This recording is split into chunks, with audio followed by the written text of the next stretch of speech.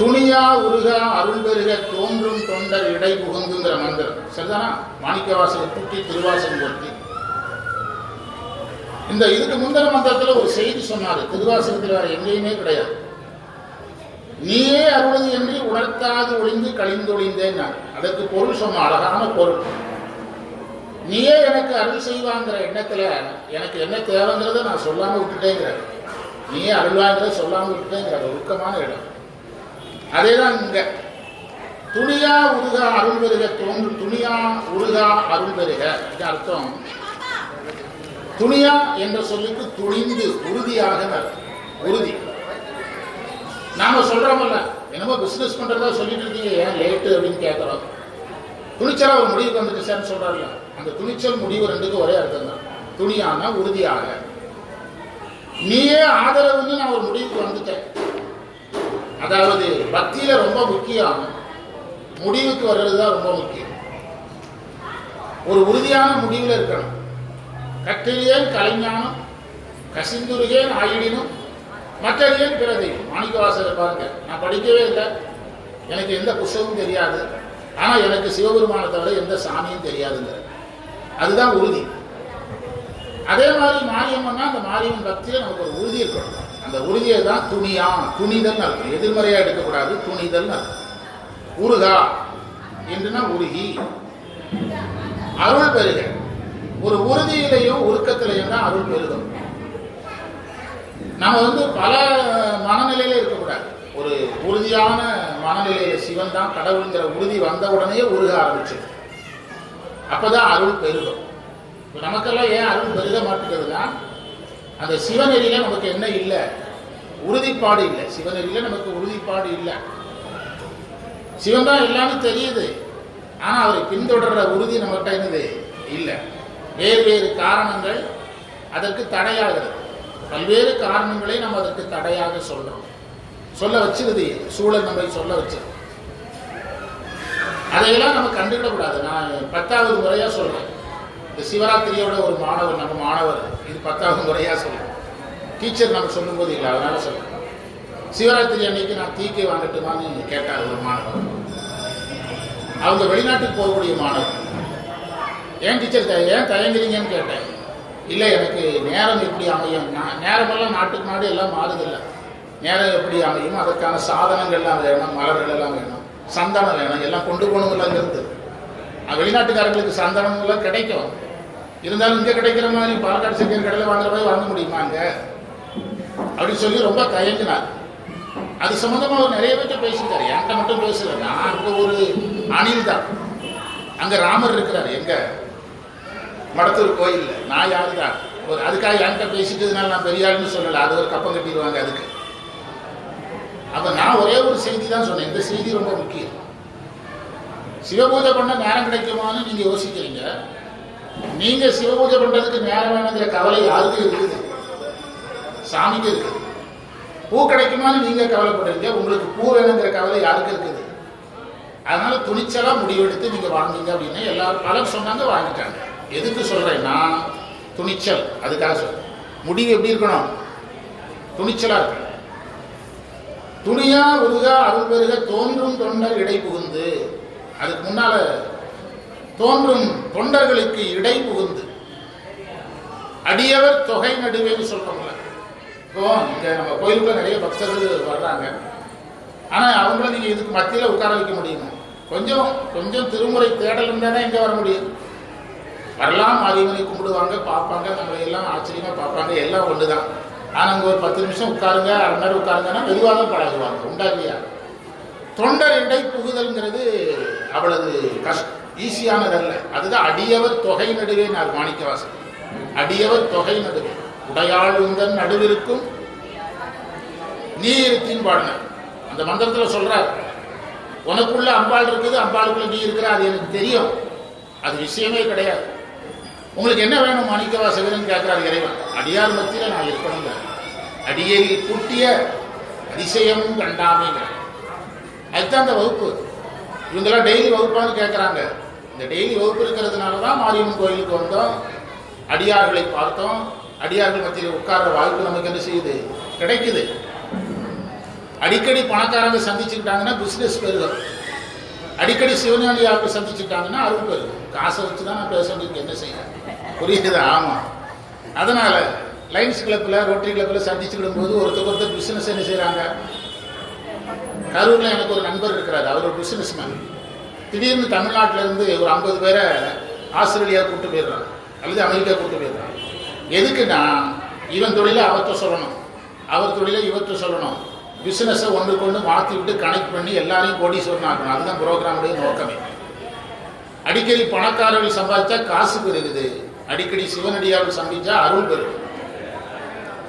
அதனாலதான் தொண்டர் இடை புகுந்தினார். தொண்டர் அடியார் தொண்டர், அதெல்லாம் ரொம்ப முக்கியம். அன்பரானவர்க்கு அருளி மெய் அடியவர்க்கு இன்பம் தலைத்துள்ளது. தொண்டர் வேற, அன்பர் வேற. அன்பு இருக்கிறவங்க எல்லாம் இறைவனுக்கு வேலை செய்வாங்கன்னு முடிவு பண்ணக்கூடாது. இறைவனுக்கு பணி செய்யறதுக்கு ஒரு தனி மனநிலை வேணும். யூகேபியா குடியில் நான் சொல்றது 25 அப்போ எஸ்கேபியில் இருந்தேன். திருவாசகம் முற்றுவதல் நடக்கும். அவங்க குடும்பத்தை சார்ந்தவங்களே பரிமாறுவாங்க. யாருக்கு? உணவு அருந்துறவங்களுக்கு. அதெல்லாம் திடீர்னு எல்லாருக்கும் வராது. அது அந்த காலங்காலமாக செய்து பழகினாதான் வரும். தொண்டருங்கிறவர் யார்? இறைவனுக்கு வேலை செய்பவர், பணி செய்பவர். இறைவன் மேல அன்பு காட்டுறவர் உயர்ந்தவரா, பணி செய்பவர் உயர்ந்தவரான்னா யார் தான் உயர்ந்தவர்? பணி செய்தவர் தான் உயர்ந்தவர். அதனாலதான் நம்ம பட்டினத்தார் பாட்டு ஒன்று அடிக்கடி சொல்றோம். வாடால் மகவறிந்து ஊட்டவல்லே நல்லே, மாது சொன்ன சூழால் இளமை துறக்கவில்லை நல்லே, தொண்டு செய்து நாளாரில் கண்ணடைந்து.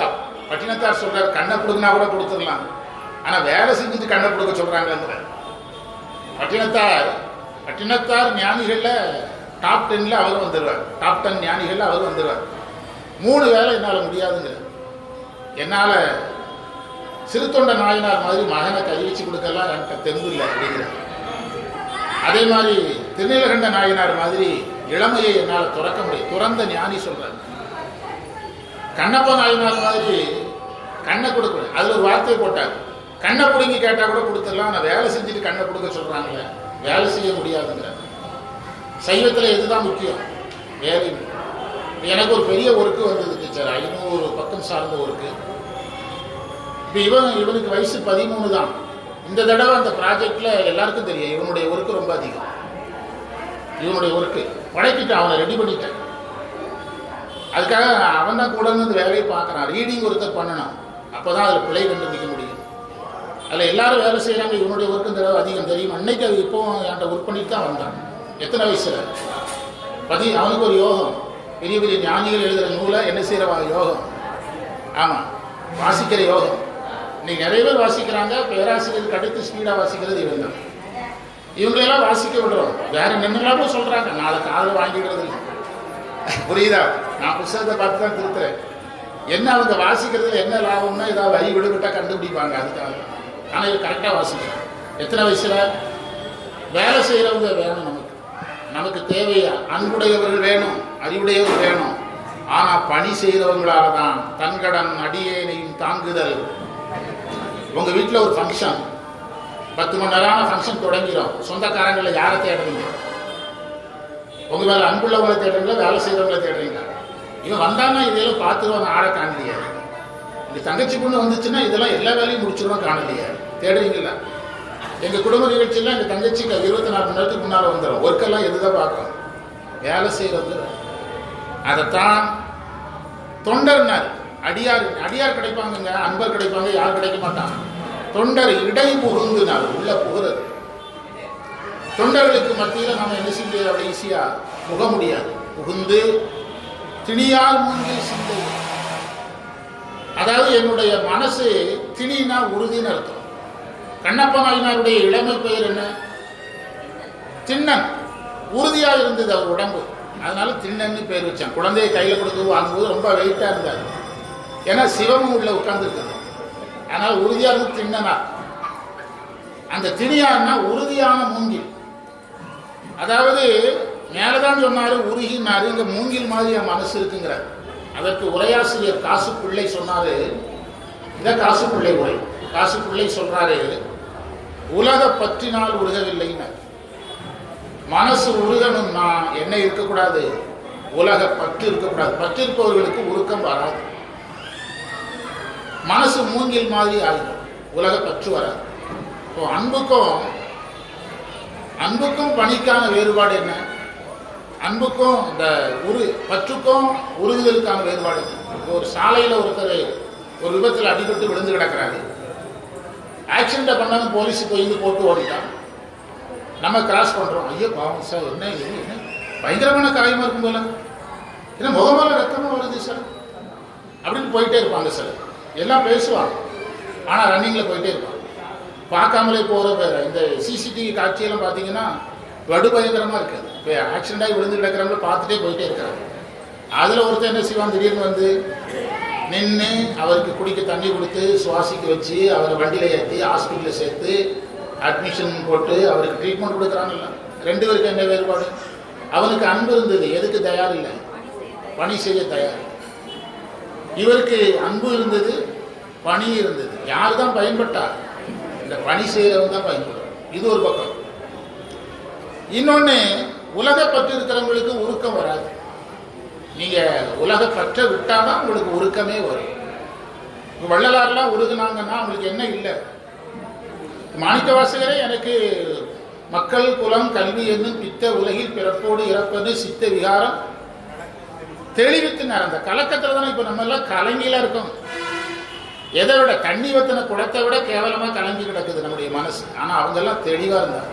திருமூர்த்தி டேம் தண்ணி மாதிரி, மழை பெஞ்ச உடனே வரல. இப்போ இருக்கிற தண்ணி மாதிரி இல்லை, மழை பெஞ்ச உடனே வர தண்ணி மாதிரி தெளிவாக இருந்தாங்க. சிவனே நின்று தேய்கின்றேன். பாருங்க, மனசு பற்று இருந்தால் உருக முடியாது. தேய்தல்னா தளர்தல். பிராக்டிக்கலாக தெரிஞ்சுக்கிடுங்க. எப்பெல்லாம் பற்று இருக்கோ அப்பெல்லாம் உருக்கம் வராது. எப்பெல்லாம் உருக்கம் இல்லையோ அப்பெல்லாம் நாம தளர்ச்சி அடைஞ்சிடும். மறந்துடாதீங்க. அது சொன்னார், அணியார் அடியார் உனக்கு உள்ள அன்பும் தாராய். அணினா அழகு, அழகான உன்னுடைய அடியார்கள். அழகான அடியார்னா வேடத்தில் இருக்கிறதுன்னு அர்த்தம். ஒரு சிவனடியார் திருநீர் பூசியிருக்கணும், ருத்ராட்சம் அணிஞ்சிருக்கணும். வேடம் வந்து கட்டாயம், ஆனால் வேடம் மட்டுமே இருந்துடக்கூடாது. வேடத்துக்கான என்ன இருக்கணும்? குணங்கள் இருக்கணும். வேடத்துக்கான பண்புகள் இருக்கணும். வேடம் மட்டுமே ஒருத்தரை சிவனடி ஆக்கிவிடாது. ஒரு படத்தில் கமலஹாசன் எஸ்ஐ ட்ரெஸ் கொண்டு போற எஸ்ஐ ஆகிட்டான்னு அர்த்தமா? ஒரு படத்தில் பாக்கியராஜ் வந்து எல்லா இதுலேயும் போட்டோ எடுத்து வச்சிருப்பாரு. பெண் வீட்டார் நம்பிடுவாங்க, இவர் இவ்வளவு பெரிய போஸ்ட்ல இருக்கிறார் போலன்ட்டு. கடைசியில் பார்த்தா ஸ்டுடியோவில் எடுத்து வச்சார். அப்படி வெறும் வேடங்களும் சைவத்தை வளர்த்து விடாது. வேடத்துக்கு கேட்ட என்ன இருக்கணும்? குணங்கள் இருக்கணும். வேடத்துக்கு கேட்ட குணங்கள் இருக்கணும். இன்னைக்கு இதுதான் ஓங்குது, வேடம் தான் பயங்கரமா ஓங்குது சைவத்தில். அதனாலதான் சொல்றேன். நான் அந்த மடத்தூர்ல சொன்னேன், மடத்தூர்ல சொல்லிட்டு தான் வந்தேன். எங்கெல்லாம் சைவத்தில் ஜெயித்தாங்கன்னு நீங்க சொல்றீங்க, நான் இங்கெல்லாம் தோத்தோங்கிறத ஆராய்ச்சி பண்ணிட்டு இருக்கிறேன். தோற்ற இடத்தை ஆராய்ச்சி பண்ணாதான் ஜெயிக்க முடியும். பாரதியார் சொன்னார், மறைவாக நமக்குள்ளே பழங்கதைகள் சொல்வதில் ஒரு மகிமை இல்லை. எல்லாரும் வெற்றி வெற்றினா, பாரதியார் தோல்வினா.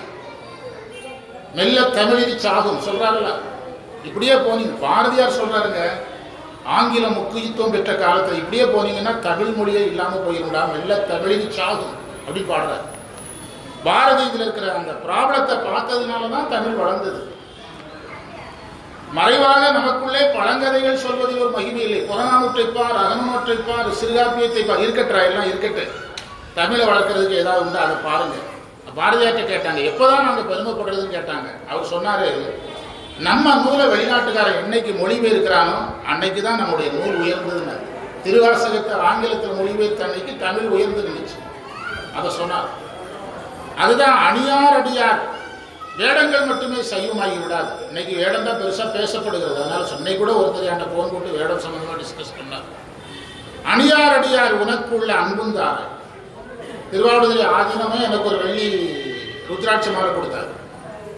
அதை எங்கேயாவது எங்கள் வீட்டில் தரமாட்டேங்கிறாங்க. நான் போட்டேன்னா எங்கேயாவது வெள்ளி மாலை அது யார் கொடுத்தது? சன்னிதானம் கொடுத்தது. நான் போட்டிருக்க வெள்ளி மாலை சன்னிதானம் கொடுத்தது, நகைக்கடையில் செஞ்சது இல்லை. என்னை நம்பி தரமாட்டேங்கிறாங்க. எங்கேயாவது குடிக்கிறேன் கையால் கழுவுறேன்னு கழட்டி வச்சுருவாருன்ட்டு. இதுக்கு போட்டிருந்தேன், எதுக்கு? சிவராத்திரி மாலையெல்லாம் நாங்கள் போட தான் செய்கிறோம், இல்லை இல்லை. ஆனால் அதுவே எதாயிடக்கூடாதுங்கிற பயமும் இருக்கு, அதுவே வேடமாயிடக்கூடாதுங்கிற பயமும் இருக்கணும். அதுதான் சைவர்களுக்கான அடையாளம். அடியார் அடியீர் உனக்குள்ள அன்பும் தாராய். பாருங்க, உன்னுடைய அடியார்களுக்கு ஜீவன்முக்தர்களுக்கு கொடுத்துக்கிற அன்பு. அடிக்கடி மாணிக்கவாசர் ஒரு விஷயம் சொல்றாருங்க, எனக்கு நீங்க பேரின்பம் தரனாலும் அன்பு தாங்க அப்படின்னு கேட்கறேன். பேரின்பம் தரலனாலும் அன்பை தாங்க. ஏன் தெரியுமா? அன்பை வைத்து எதை அடைஞ்சிடலாம். எல்லாருக்கும் பேரின்பம் கொடுத்துருக்கிறீங்க, எனக்கு அன்பை தாங்க. நான் அன்பை வச்சு சாதனம் பண்ணி பேரின்பத்தை அடைகிறேன். ஒரு இடத்துல மாணிக்கவாசகர் ரெடியா இருக்கிறார், நான் எதற்கு தயார், சாதனம் பண்ண ரெடி, எனக்கு அன்பு கொடுங்க, நான் சாதனம் பண்ணி அடைஞ்சிடுறேன். அதுதான் திரும்ப திரும்ப என்ன கேட்கிறாரு, அணியார் அடியார் உனக்குள்ள அன்பும் தாராய். அந்த அருள் அடியங்கிற வார்த்தை சைவத்துல ஒரு தலை சிறந்த வார்த்தை. அருள் புரியுது, அடியன்னு அர்த்தம் தெரியுமா? கனியன்னு அர்த்தம். அருள் கனியனுங்கிற வார்த்தை திருமுறையிலே கிடையாது, தேவாரத்திலே கிடையாது. அருள் கனியனுங்கிறார். அருள் கனி, அருள் அடிய. அருள் கனிதல்ங்கிறது என்னது? சிவத்தை அடைதல். அருள் அடிய தனியாது ஒல்லை வந்தருளி, நீ தாமதிக்காமல் வரணுங்கிற, சீக்கிரமா நீ எனக்கு வரணும். தனியாது ஒல்லை வந்தருளி தளிர்வற்பாதம் தாராய். உன்னுடைய திருவடி தளிர் மாதிரி இருக்குங்கிறார். தளிர் மென்மையானதுங்கிறதுனால அப்படி சொன்னார். தளிர்வற்பாதம் தாராயே என்று கேட்டார். அடுத்த வெள்ளிக்கிழமை இந்த மந்திரத்தை இன்னொரு தடவை சொல்லிட்டு அதுக்கு போகலாம். நேரம் கருதி நம்ம வகுப்பை நிறைவு செய்வோம். இப்போ வாழ்த்து டீச்சர் சொல்றீங்களா? அப்படியா? டீச்சர் சென்னைக்கு போயிட்டு வந்ததுனால நான் அடுத்த வகுப்புல சொல்றேன். நாங்கள் இந்த வாழ்த்து நீ சொல்லி நம்ம நிறைவு பண்ணிடலாம்.